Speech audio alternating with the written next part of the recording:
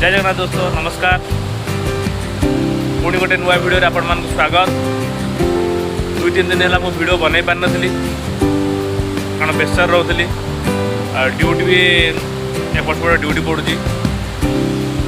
Duty सारी घर गले घरे छोट छुआ व्यस्त रहा पड़े। जानते आपण मैंने घरे छोट छुआ थी बिजी रहा पड़े। आज ड्यूटी टी फ्री हेली गली मो सांग गोटे भिडियो टे छाड़ा। आज गोटे नुआ जगह ड्यूटी कर देखु। आज कूलिंग टावर एरिया ड्यूटी पड़ी मोर। आगुरी तो जो आम इंटरव्यू देलु सिलेक्शन होता से एरिया ड्यूटी करा पड़ता किंतु एबे से जिन ना एबे कंपलसरी तुमको 2टा कि 3टा जगह शिखा पड़ो और ड्यूटी करवा पड़ो।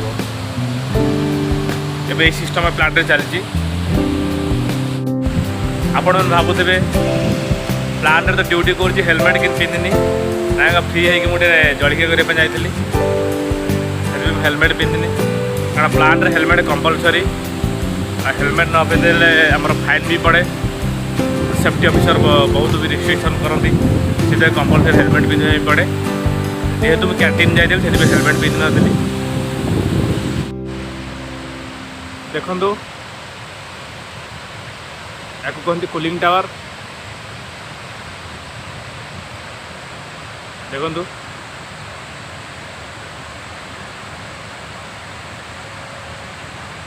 ये प्लांट पूरा कंप्लीट है से सब पाइपलाइन एमती खाल ढीप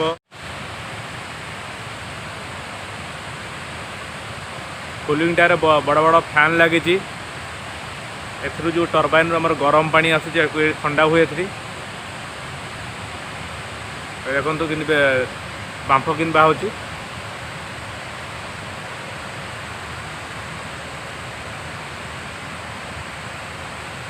केतबेले फ्री है आपको से फैन भी देखेबी।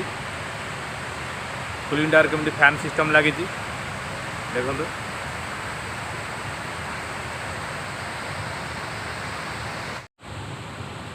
कूलिंग टावर रे पानी ठंडा होगी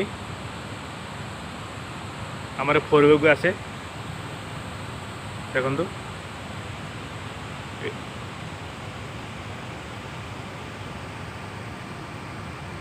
एठी आसे पानी। देखु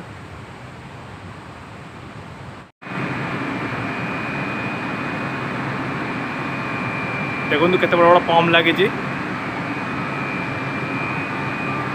से पानी जो आसी जो जगह जमा हुए पुणी से पंप द्वारा पानी पुणी रिसर्कुलेशन हुए। देखो केते बड़ बड़ बड़ पंप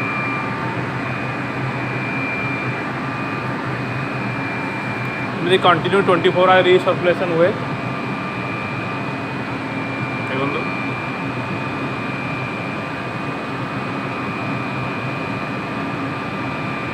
केतबेले फ्री हेले सिस्टम विषय आपण मानू कहबी।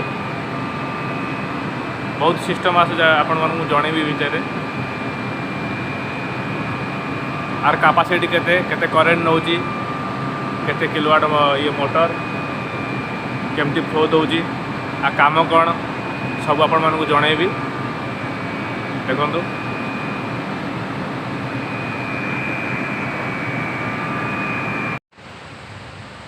एत बड़ एरिया रे अकेला ड्यूटी करने पड़े। आगुरी हेल्पर तो एबे तो सब जगह हेल्पर हटई देजी खाली जनरल शिफ्ट जड़े हेल्पर आसुची।